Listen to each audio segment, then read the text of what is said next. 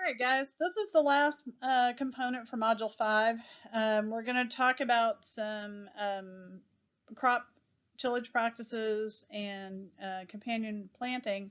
I also wanted to bring in some of the technology that can be used to improve sustainable practices, and I really didn't have another place for it to fit in this lecture. But there are some things that I would like for you guys to be aware of right now at this point in the course.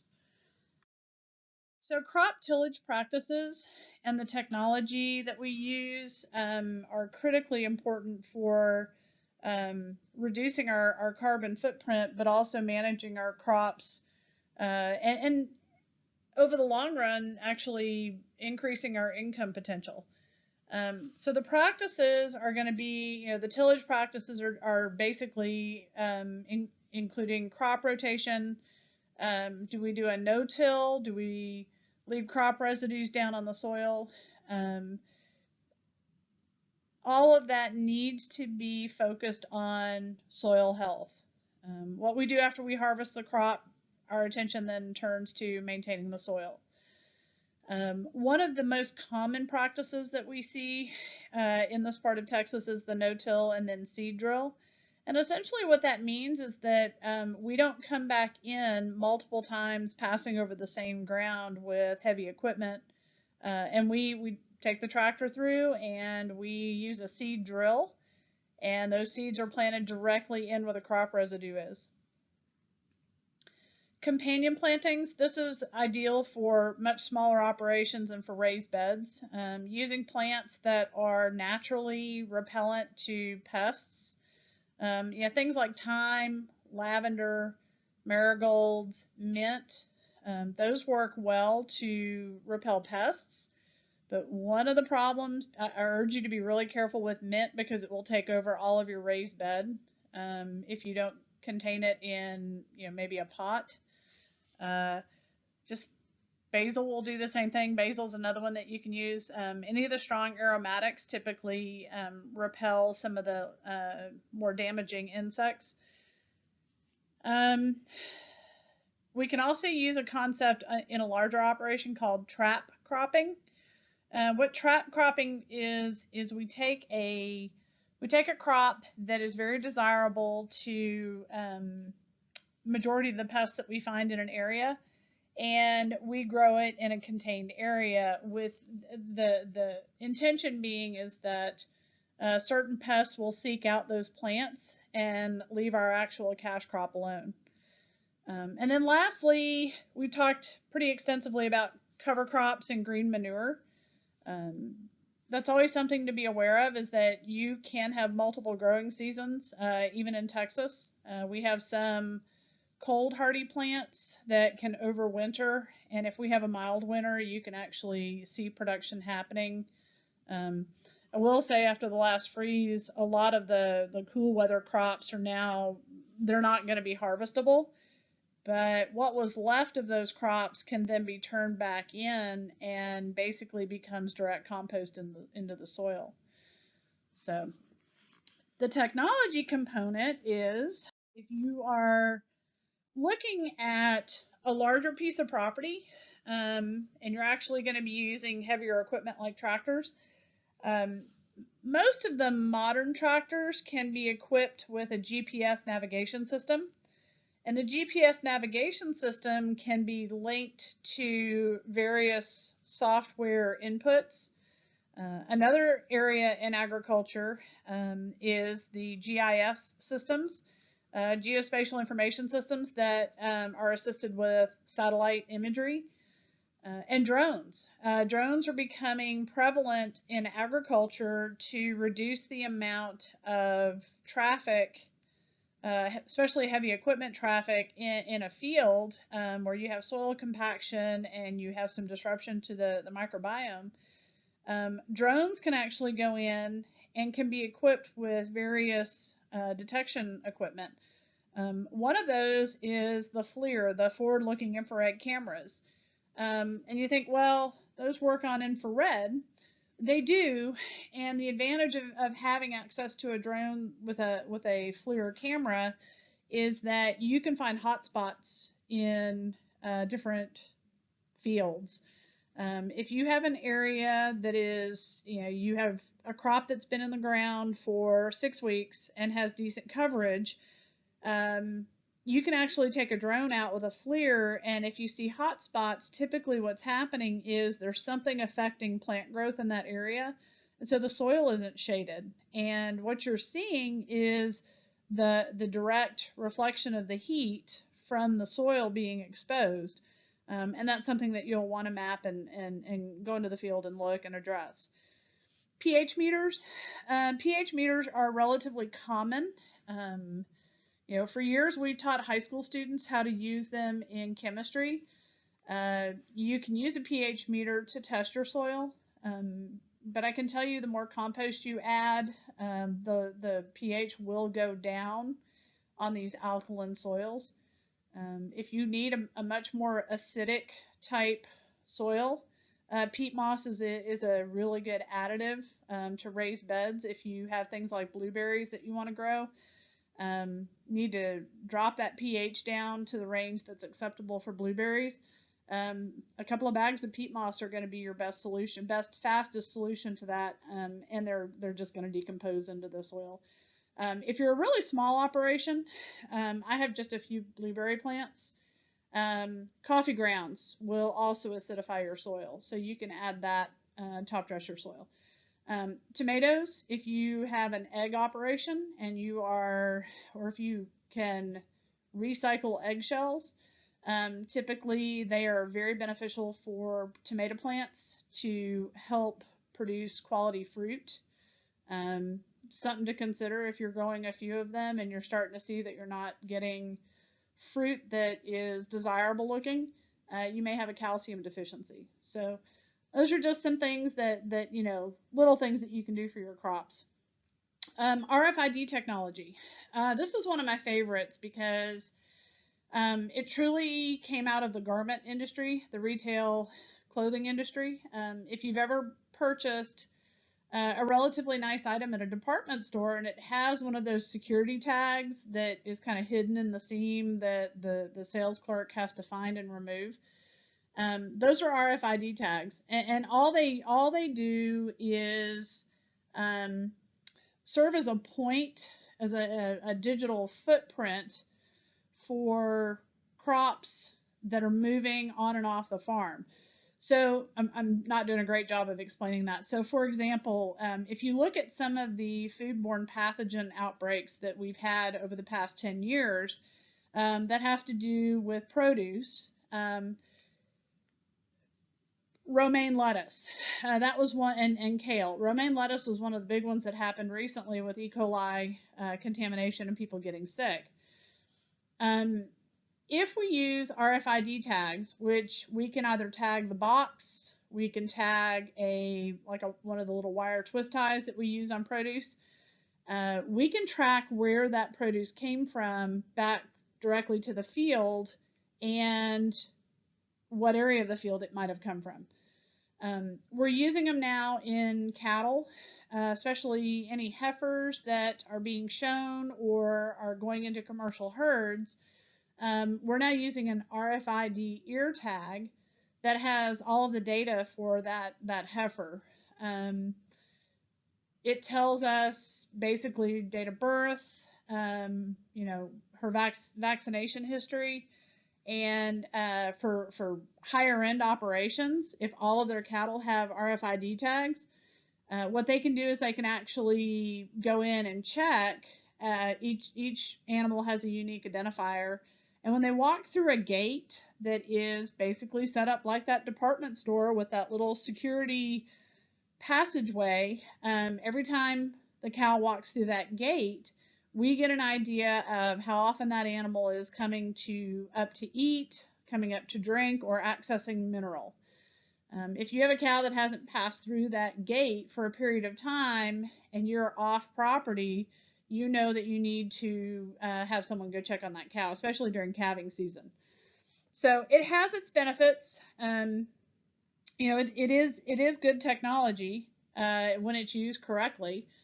But you have to decide is it worth the investment? In many cases with RFID technology, if you have the right software and you have access, you can actually check data from your phone. Same thing with like a Ring camera. If you can set up a camera system in your facility, you can actually access it from your phone, anywhere around the world. So something to consider. The toys can be a little expensive when we get into the high-end technology, but it can also save you money and time and potentially give you enough information that you can intervene when there's an issue that's happening. So how do you bring all this together? It's a lot of information. That's why I wanted to break it up into 4 little mini lectures. But the key is, before you get started, or if you are getting started, know your demand. I know a lot of small farmers like myself that, basically are considered part-time. I made the decision for, what do I like to eat? What does my family like to eat? And can I grow enough for my family? And if I have extra, can I sell it? And for me, that worked out very well. For our family, that worked out really well. The hidden benefit or the unintended positive consequences is that for example, my youngest son was a senior in high school, and actually he was I think a sophomore in high school. We chose to get back into raising some chickens just so we would have fresh eggs, because 2 teenage boys can eat a lot of food. I was a single mom. We had the place to do it, so okay, we got some chickens, and they started laying eggs. And neighbors found out we had chickens, so a few people said, hey, can we buy a dozen eggs from you, or can we get a dozen eggs?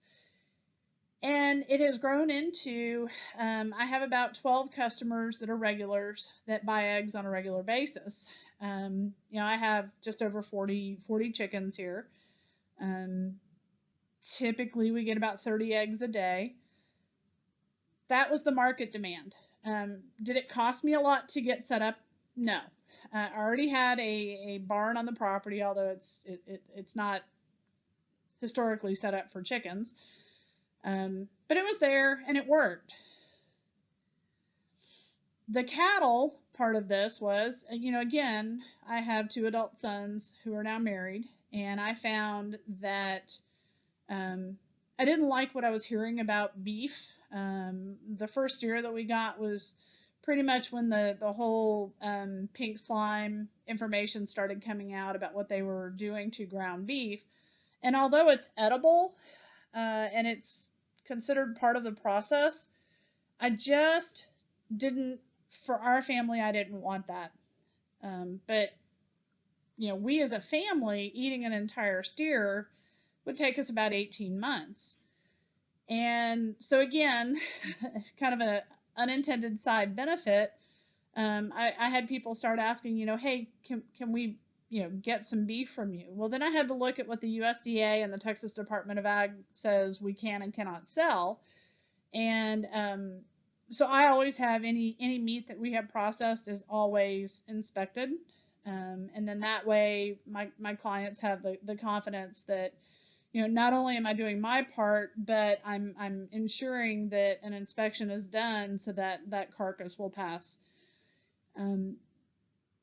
That's an intended market now, and the client base that I am developing, I'm getting to live exactly what we are teaching you all, the students, and step by step. So know your market, know the demand, fill the need, and if you like it, grow it. If you don't like it, don't grow it, because your passion won't be there. The second part is know what you can manage and know what you can afford. Most people start off on a very tight budget. That's understandable. You can talk to the USDA about getting loans, or you can, I've never taken out a loan to do what I'm doing. I just started small with what I could afford and then grew from there. If you're looking at doing something faster, your USDA FSA office, which is the financial arm of the USDA in your county, would be a great place to start. The problem is that I have found with USDA is that you do already have to have some going concern in agriculture, and the USDA has to have information on what you've been doing. So I have recently started doing the USDA surveys. I guess although I'm pretty much a micro farm, I'm slightly big enough now that I can start answering their surveys, and basically I now have a history with them. So the next step is looking at getting a USDA loan to build essentially a hay barn or a hay shed. And the rule of thumb is if you do a loan with USDA for something like that, for the time that you still have the loan until it's paid off, it has to be used for the intended purpose that you state. So, for example, take out a $20,000 loan, you build your pole barn for hay storage, you store hay in it until that loan is paid off. And then after that, you own it, you can do with it whatever you choose, whether it's a hydroponic shed, whether it's for a farrowing house.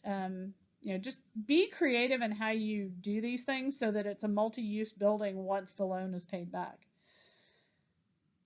Third, know the skills you have and know what skills you're lacking, and then either hire or partner with someone who has skills that can fill your gap.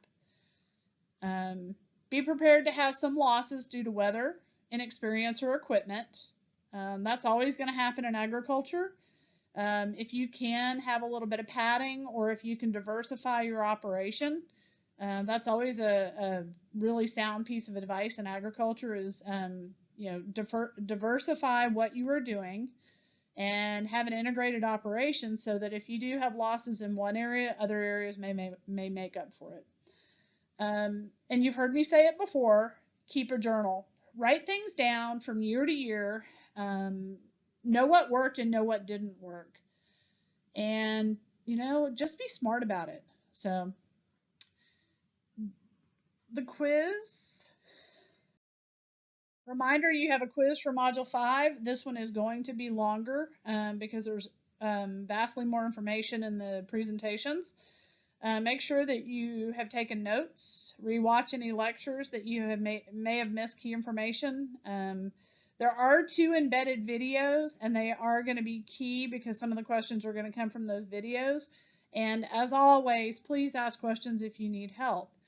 Remember your discussion questions. Make sure that you are not only posting an original discussion in the group to answer the initial question that I asked, but please make sure you're responding to at least a couple of your classmates.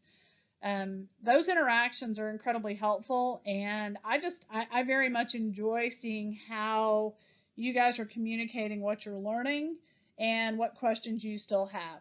So again, email if you have any questions. I'm here to help, and the due date for the Module 5 quizzes will most likely be pushed back by another week because we're all still recuperating from the freeze.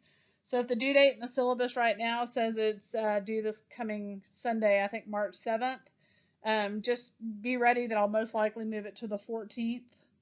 And I know that's the end of your spring break, but some of y'all may actually have some time to work that week. So thanks for listening. Y'all take care.